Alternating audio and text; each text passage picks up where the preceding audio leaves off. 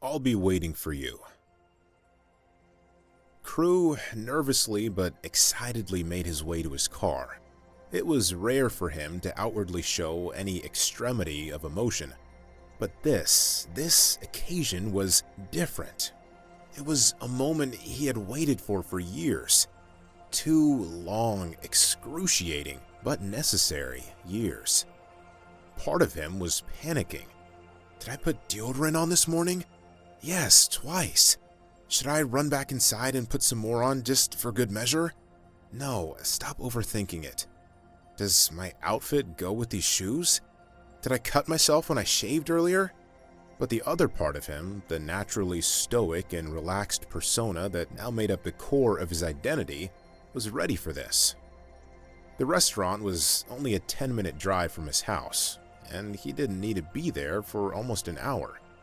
He had decided to go to his car early, go for a slow drive beforehand, spend some time in reflection before the big event. His Camry was his sanctuary.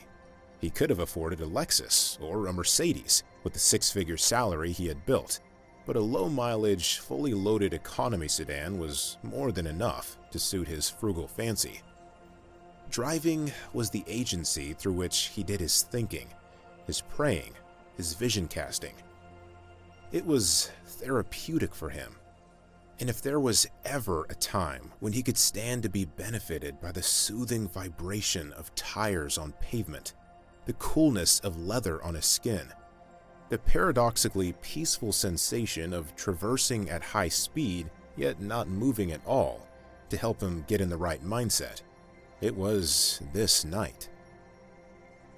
For years, he had struggled to figure out just what it was in particular about Daisy that caused his heart to pulsate faster, his mind to function slower, and his psyche to become overcome by a sudden urge to impress anytime her voice or physical presence entered his periphery. It couldn't have been her looks alone. While she certainly wasn't lacking in that department, there were swaths of other girls on their college campus that caused him to take second and even third glances. It wasn't the way she treated him. Sure, she was kind to him when they first met, but as she became more and more influenced by the new group of friends she started to run with, a group whose status Crew felt he could never measure up to, she seemed to see him less as an equal friend and more as an inferior acquaintance. He had thought that maybe it was their chemistry? No again. From the conversations they had, large in quantity at first, he wasn't able to find too much they had in common. Nevertheless, there was just something about Daisy that set his soul ablaze. Something that apparently no one else he developed some sort of relations with had. For nearly the whole of his college experience, he yearned to put his finger on what that something was. After a brief ride down the scenic, forested road on the other side of town and back, Crew pulled up to the agreed-upon tapas bar. As he slowly cruised around the parking lot, looking for a car that might be hers, he was surprised to light upon a white Mustang with lavender dice in the mirror and Arizona plates that led him to safely assume she had beaten him there. Under previous circumstances, the knowledge of her being in his same geographical vicinity after such a large time frame of not seeing her would have caused his heart to do somersaults inside his chest. But this was a new Crew. Was he excited? Of course. Anxious? Slightly, but not in the debilitating way he would have been years ago. He parked in the open spot next to hers, and without hesitation, exited his car and made his way calmly and confidently to the entrance. The two had somewhat serendipitously met on the first day of Lit 101, their freshman year of college. Crew was not supposed to be registered for the class due to his advanced placement credits from high school.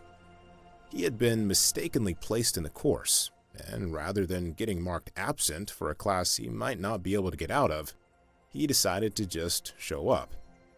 Being the most commonly required, albeit most oft-replaced, course among first-year students, it of course had a full roster with a waitlist.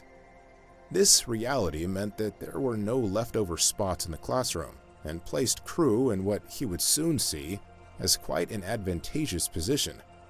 Being shy, timid, and bordering on socially inept at that stage in his life, and seeing as how no one else from his high school got into the university that he was now attending on full scholarship, he did not have any friends going into the school year. So, of course, when class started, the only seat that was unoccupied was adjacent to his. It would soon be taken by the radiant, intelligent, but in many ways klutzy beauty that was Daisy, who, true to her nature, made her entrance 7 minutes late, after meandering down several wrong hallways and into 2 wrong classrooms in her attempt to find Barrows Hall 227. Her arrival into the room immediately piqued his senses and spiked his curiosity. But it was the 1.5 seconds of pure bliss and a kind of adoration he was unaccustomed to that he experienced when they exchanged glances 2 feet apart that captivated his being, about which he would wrestle in the years to come as to whether it would prove to be the bane of his emotional existence or the catalyst that would lead him to the fulfillment of his heart's greatest desire. Crew's searching eyes allowed the hostess to surmise what table to lead him to, and after being pointed in the right direction, he began his daunting trek to the head of luscious dark locks that at last had entered his view. With every step he took toward her, his remembrance of the details and contours of her appearance, even from the back, became more and more actualized. The glossy sheen of her hair's rich mahogany hues, her ever so slightly slumped posture, the gently pointed shape of her shoulders. She was the definition of his perception of visual loveliness. Finally, he reached her table, and after a quick exchange of pleasantries and a brief hug he had to restrain himself from extending, he sat down on a booth across from her. For 5 semesters, Crew had wrestled with the pangs that Daisy's entrance into his life had placed in his heart. He tried dating other girls. With the hindrance that his lack of confidence caused aside, no one else affected him like Daisy. There was only one girl that he couldn't seem to remove from the pedestal of his mind and feelings. He tried to distance himself from her, but the physical separation unfortunately didn't bring about an emotional separation. 1,000 times he asked himself, why? What is it about her that I can't ignore? It wasn't until the end of his 5th semester that he stumbled upon the long-awaited answer. While thinking back one evening to the first day they met, he remembered the electric shock he was hit with that pivotal first day of their English class. The event didn't take place when she entered the room, and he witnessed for the first time her flawless physique and natural beauty, though that did initiate an impactful but lesser effect.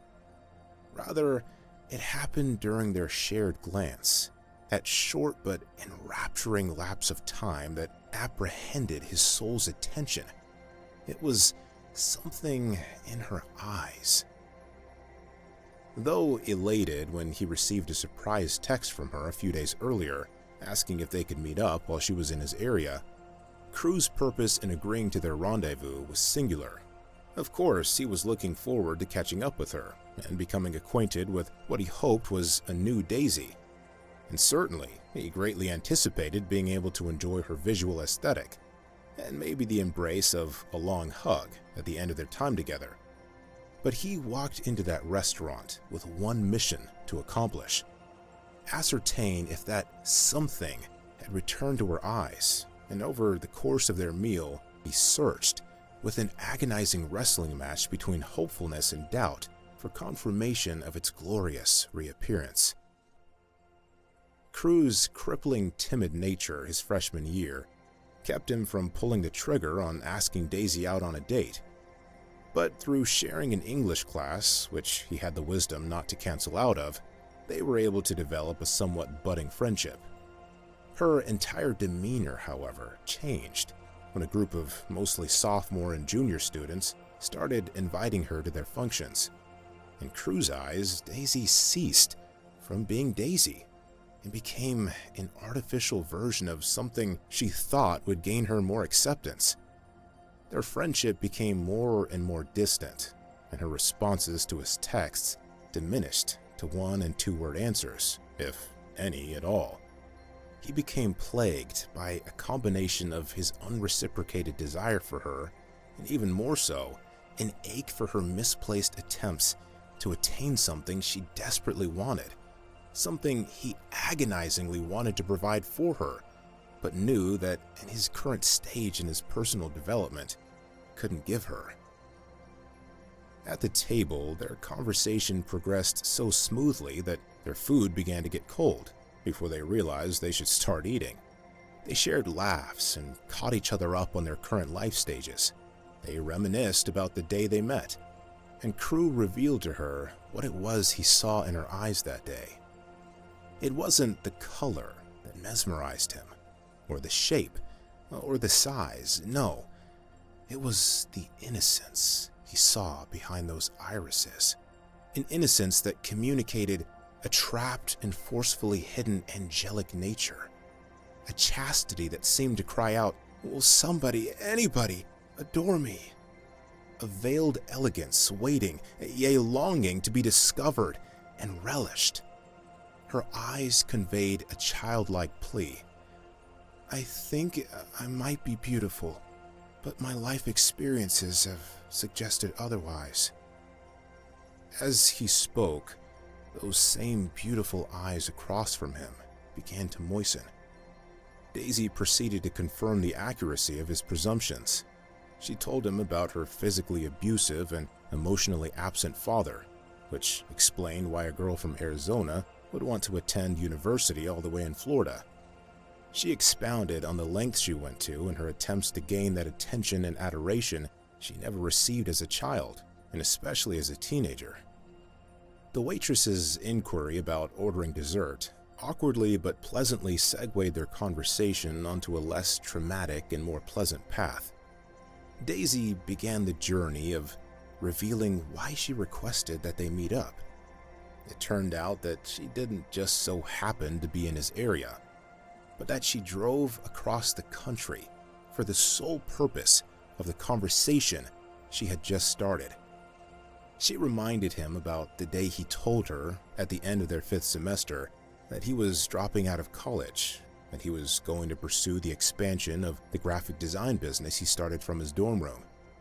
She told him that what he had said to her next that day was why she was at the restaurant tonight. That at first she saw it as a laughable offense, but that over time it turned into a transformational challenge. What he had said to her was that she had changed, that she was no longer the Daisy from the first day of Lit 101. And then he said something that required all the boldness that he could muster at the time. He declared that he was and always would be enchanted by the real Daisy, the one he saw behind those hazel eyes, the one apparently nobody else in Daisy's life saw, and that she herself hadn't fully acknowledged.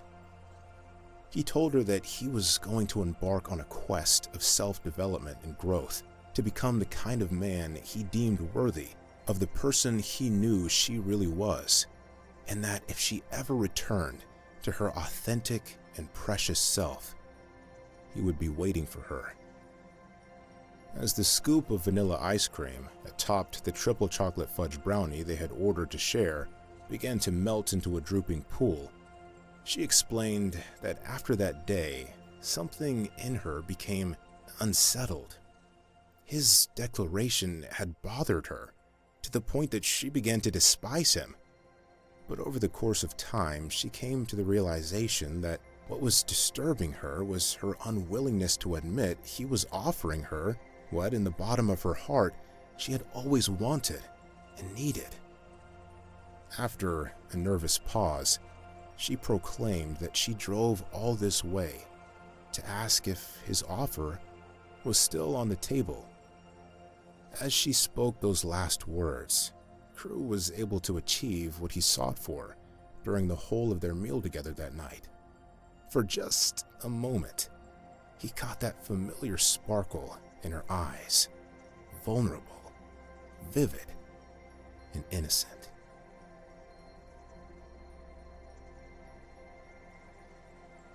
Thanks for listening to Garen Patrick's Storyteller. I'm Garen, the writer and narrator for the short stories on this channel. Don't forget to like, subscribe, and let me know your thoughts in the comments. And I am a voice actor, so if you're interested in my voiceover services, feel free to reach out to me. Link to my website is in the description. Till next time, peace and God bless.